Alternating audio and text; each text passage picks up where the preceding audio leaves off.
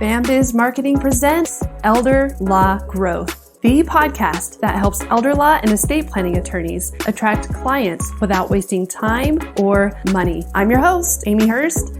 Let's dive in. ChatGPT. Yes. Everybody's heard of it. I mean, obviously, attorneys really want to use it, but there's just all this mystery around it. And I know you are a big fan of it and you use it a lot.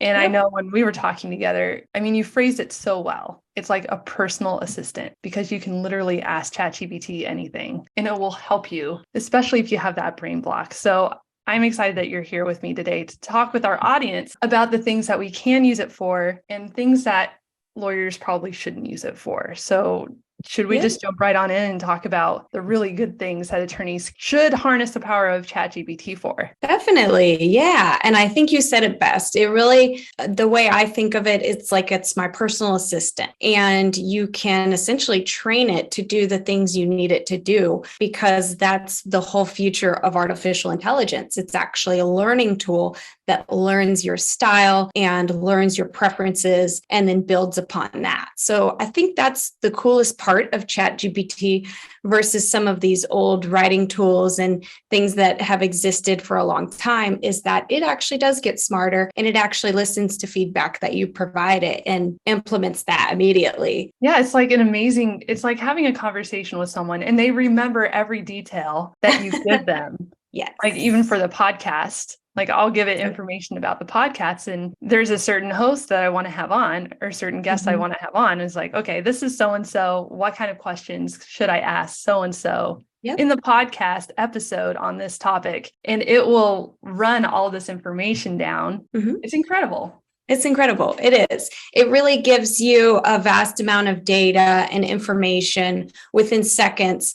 And the cool thing is it does sound very human-like. So it's not 100% there. It's not replacing humans tomorrow. It doesn't quite have the thought process and the brain power that we do, but it's getting closer and closer. So it certainly does take a lot of tasks, away and allows people to focus on things that it can't do. So we'll dive more into those during this episode on ways you can use it to be a little more efficient and to have your staff be a little more efficient as well. What are the top 3 things that you'd recommend to law firms on how to harness this wonderful tool? So for elder law or estate planning attorneys, you should definitely use this for content creation in the ways of getting over writer's block. So for example, say you're an elder law firm and maybe you're new, or maybe you're ready to refresh some materials like a brochure. Okay, I want to create a brochure for my law firm, but I don't know what the heck to put on there. I find that the more information you give ChatGPT, the better. So they call that the prompt. Essentially, the input of what you put into the system is called the prompt. So when you read about ChatGPT online, you'll see people are talking all about prompts. So that's what a prompt is. So your prompt might be, I'm an elder law attorney practicing in Tampa, Florida. I typically work with clients who are age 55 to 70. I mostly work with females, but some married couples. And I would like to create a brochure for my law firm. What kind of information should I put in that brochure? Again, the more data you provide it, the better the response is going to be. For example, I did put in a similar question to that before, and it basically spit out a bulleted list of 7 things to include in the brochure, an overview of what elder law is, the services you provide, your experience, testimonials, your pricing, your contact information, a call to action. So it basically spit out a whole bulleted list of these are the things you should include. And from there, you could certainly drill down more and say, can you give more exact wording on these things? Or you can also provide it, again, more input of, here's some copy I have on my website already. I would like you to take this and format this into something that could work on a brochure. So maybe you have like a really big bio about yourself on your website, and you want to put that in your brochure and you want it to be like 3 sentences. So you could say, all right, take this bio I have, format that down into 3 sentences. And it can really take the data and manipulate it in a lot of different ways to spit out what you need from it. I think that's an amazing thing that you brought up, because it not only helps people with writer's block, but it's just like what Andrea said, when you need help with like a brochure, and it gives you that structure of the overview, the pricing, the testimonial, and then your CTA. It gives you that structure, the framework of what should be on a brochure.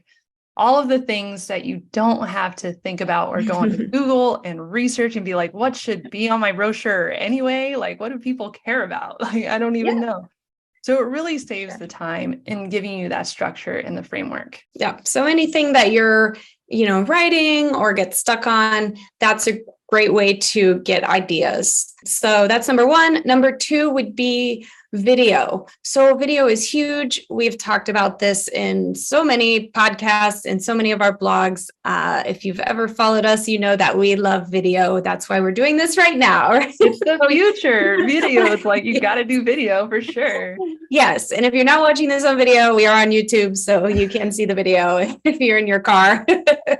Anyway, so one of the cool things with ChatGPT is it can generate scripts for videos. A lot of our clients, we do provide them with video topics that we've sat there and done the research and pulled the data and looked at what people are searching for and given them a topic. So a topic might be something like, how much does a nursing home cost in Florida? Now, typically the attorney would just record 2 or 3 minutes about them talking about that. But sometimes it can be hard to know what type of thing should I cover, or some attorneys are a little more comfortable in front of the camera. Some are a little more comfortable with more of a scripted environment. So you can plug it into ChatGPT and say, I'm an elder law attorney. I practice in Florida. I'm serving these types of people. I would like to make a 3 to 4 minute YouTube video about this topic. Can you please give me a script? And try to be friendly. You just never know when ChatGPT might take over. So be nice to it. Make sure we have our manners, guys. Please and thank you goes a long way. They will remember please and thank you.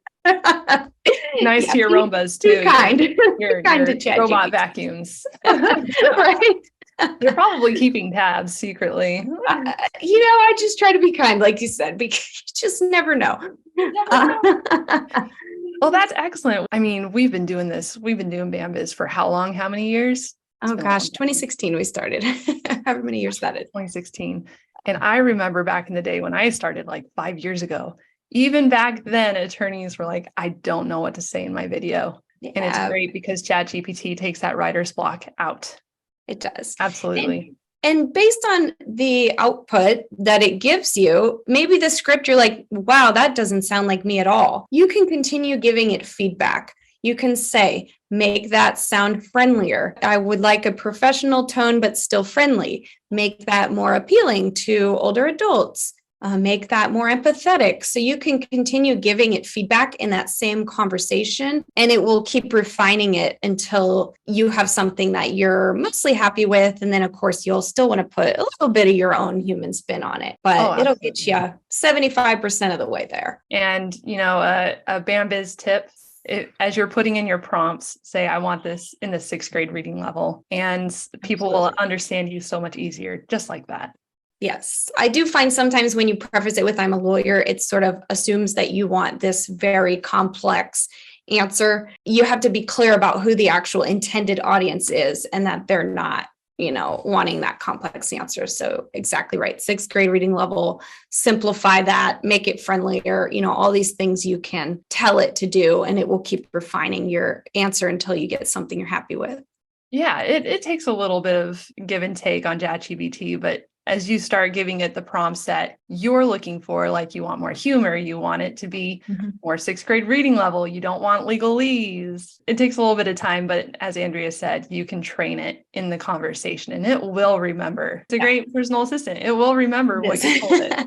Yeah. And then keep that'll be one conversation. So it allows you to just keep separate conversations. So if you're then jumping to, doing something else entirely different from a YouTube video script, start a new conversation with it. So that's a whole separate topic and it won't reference the other topic. And in that way, the next month, when you need to make more videos, you can just jump back into your YouTube conversation. It will keep that flow going. So you almost have to keep it organized, like, tabs on your browser window or like tabs on a spreadsheet. It's essentially each thing should be its own conversation. Have you learned the hard way, like accidentally mixed two conversations together? Definitely. Yeah. Definitely. I actually rename them now and I put in big letters, like the client's name, my name, whatever the thing is I'm working on. Okay, so we have the big three. We have the content. It'll help you with content. It'll help you with video scripts. What's one last thing you can think of that would be essential for law firms to use?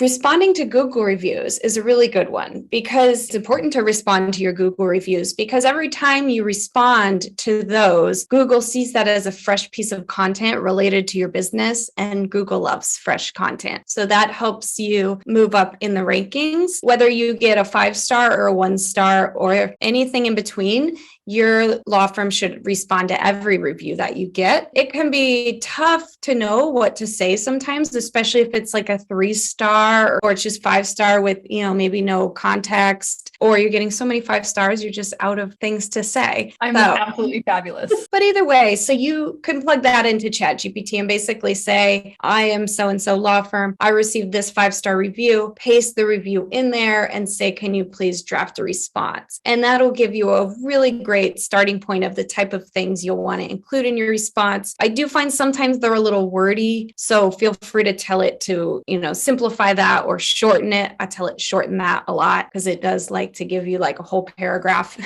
when you might be able to answer it in 3 sentences. So just shorten it. And same with the 1-star. Those are tough to respond to. So you can say, I got this 1-star review. This is what they said. Here are the facts of the situation. We help client with this. Okay. So an example, 1-star review said, messed up my estate plan, cost me thousands of dollars. Here are the facts of the situation. We did her estate plan at the price we discussed. Other family members were trying to come in and change the plan. We declined because they were not our clients. We offered to make adjustments to her plan. Can you please draft a response? And then you have all the points there, and ChatGPT does an excellent job of drafting a very professional response that, it's usually pretty empathetic. Like I'm impressed how much it incorporates, the empathy of the situation.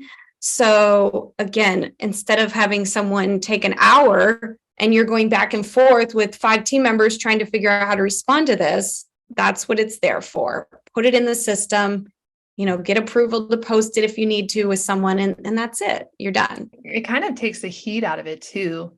Because I remember with previous conversations with attorneys, they'd email me and say, I have no idea how to reply to this 1-star review. I didn't deserve it. They're usually pretty mad. So it's great that ChatGPT steers them in the more empathetic, which is exactly what you need to do. Turn that 1-star into a really good review because it'll make you look like you care. You don't want a 1-star review, but they happen. And the main thing is how you respond to it, because that's what people are reading. So if you respond to it professionally, you accept accountability in a certain way, you offer to resolve it, then you're good to go. People are usually pretty understanding.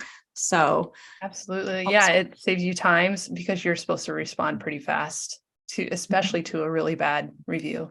And it saves you the brain space of what the heck do you say to someone who obviously isn't correct on your Google review. So that's great. For the top 3 things, content, reviews, and video scripts. Yeah. Things you should not use it for.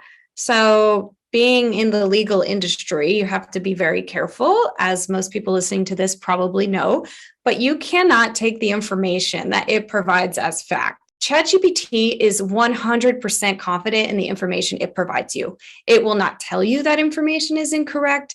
And if you ask it, is that correct? It will say yes. And it does, it lies. It does lie. It really does.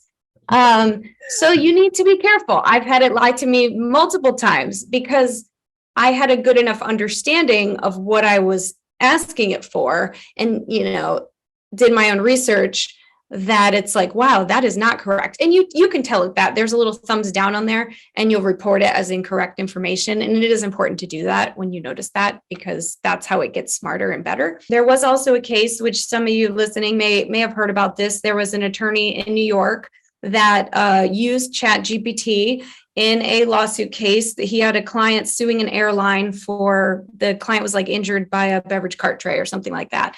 They prepared the legal brief and sent it over, and they used ChatGPT to reference all these prior cases that were like similar type cases to this. And the attorney on the airline side was like, we can't find any of these cases. This is weird. And so, come to find out that the attorney essentially just went in ChatGPT and outlined the facts of what he was looking for and asked for, references to other cases. And ChatGPT just made up all these cases. He just made them up. And he even asked it, like, can you give me sources of these? And it said, like, these, you can find these in Westlaw, and you can find these. They gave a couple other sources, which are legitimate places where you would find cases. However, he did not go independently verify that they were there, and they in fact were not there. They were completely fabricated. Unfortunately, the attorney is in big trouble now, and he looks pretty silly. Don't let that be you. Verify the information that it outputs. Fact check yourself, especially if you're talking about something like legal content. You cannot take what it says as fact. So just be aware of that. ChatGPT is not quite there yet. So there has to be that humanness on the other side to fact check and make sure everything's legit. Absolutely. Yeah. Absolutely. And, it is going to get harder to fact check in a way because all this data is going to be put out on the internet that was generated through this platform that may or may not be correct. So is now the entire internet tainted with things that may not be correct, right? So when you're fact checking, be sure you're going to the sources that you know and trust that are legally correct and not like someone's blog or something like that may not have the sources cited in it. So it will be nice. I think one day ChatGPT will be able to cite sources, hopefully soon. I don't know that there's a date they've put out there, but it would be really nice to know, like, where is this information actually coming from? Because that's always my biggest curiosity too. Where is this coming from? I feel like that would be so much more helpful because on the flip side, it's not pulling up sources because it's working so fast. You get an answer like that. Mm-hmm. But if it has to pull its sources while it's giving you its answer, that would probably take twice as long for you to wait for an answer. I'd imagine it's just a matter of time. So hopefully that's in. Have you heard if that's in the cards for ChatGPT? Oh, I'm sure it is. I know Google's does cite sources. Now, again, the legitimacy of those sources is questionable because if Google's referencing its own internet, which is like blogs, and it could be anything, right? We could post something and suddenly we're the expert and we're the ones cited. But does that mean that that's actually correct? There will be some interesting things to kind of keep an eye out for. And I will note, as of this recording, ChatGPT is limited in its data. So it doesn't have data past 2021 in it currently. So you'll see that if you ask for like current events, it will tell you my data is prior to 2021 and it does not actively connect to the internet. So like the data that's there is there and it's not pulling current data today. I mean, it will eventually, but it's not today. That's very good to know. Yeah. So that actually kind of leads me into my second point about beware of using ChatGPT for search engine optimization or SEO for your website, because one, the data is not current and up to date necessarily. And essentially, so Google has came out with guidelines. They said that they're looking for EEAT is what they call it. Expertise, experience, authoritativeness, and trustworthiness. That is what they rank their content on. And you can certainly look that up to find out more. But Google, they reward high quality content that meets that guidelines. Now, Google has been asked, okay, what about like AI content, right? Are you going to penalize it? Because in a way, they know if it was generated by AI, probably ChatGPT writes a tiny bit different than humans write. You can kind of tell in a way. But they're saying that as long as it's content, it's helpful, original, and satisfies the eat, then it should do well in search. But there's a lot more to ranking than just like saying, hey, ChatGPT, write me a blog. It doesn't work quite like that. So you have to make sure the content is really well researched, that it's high quality, that it's using simple language. So like you said, the 6th grade reading level, Google does have readability scores that they look at. And they also are looking at things like certain keywords. They're looking at you incorporating certain things in the headings. Also, things like using internal links. So if you put out a blog, you should, link to other things within that blog that are already on your website. There's a lot more to search engine ranking than just putting out as much content as possible that may not be high quality content. So ChatGPT is not particularly useful for that. It can be useful to start the process of, hey, I want to write a blog and I'm stuck. Can you give me an outline, or can you give me some ideas of things?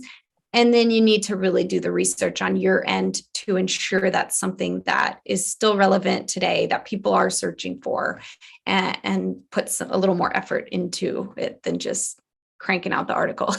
Absolutely. Yeah. Because for a very well ranked article, for Google to highlight it and have it in the top 3, or just in the very, very top, that's where ChatGPT can be so helpful. It'll give you that framework, the headings, the subheadings, like the bullet points, like what needs to be included.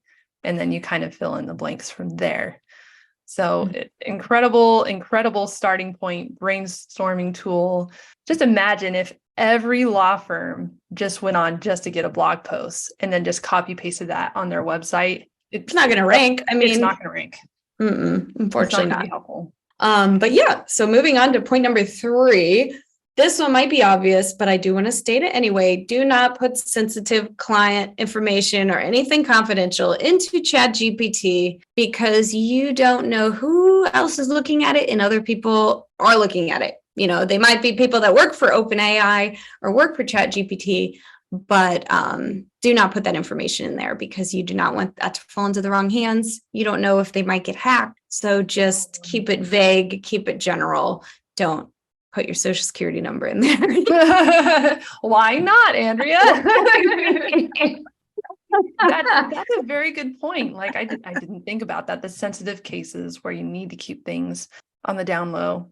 Don't put it out there, because once it's out there, somebody else can take that information, and then that can come back to bite you. I think lawyers are usually pretty good with that, but it always bears repeating.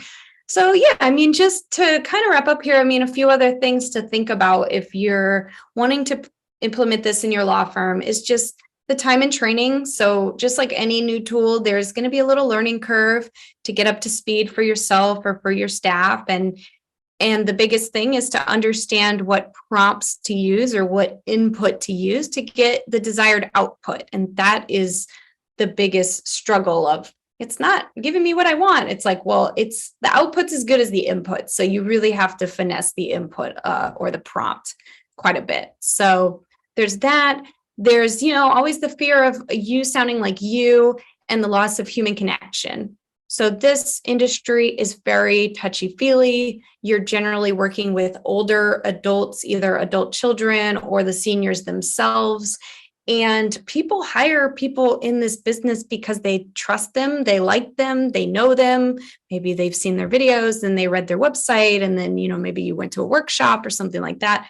So you just have to be careful that you don't lose that human connection and just start to sound robotic in a way. There's certainly the risk of that too, but overall, I think it's an amazing tool that can really free up a lot of time and make the team and the time that you have a lot more productive.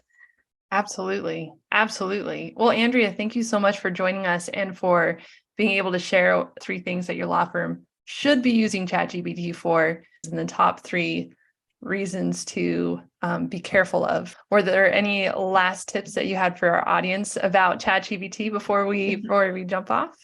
Just get in there and try it. If you're not doing it, the law firm down the street is. So stay ahead of the game, embrace it, give it a try. The free version is more than sufficient for what you would likely need. And yeah, dive in.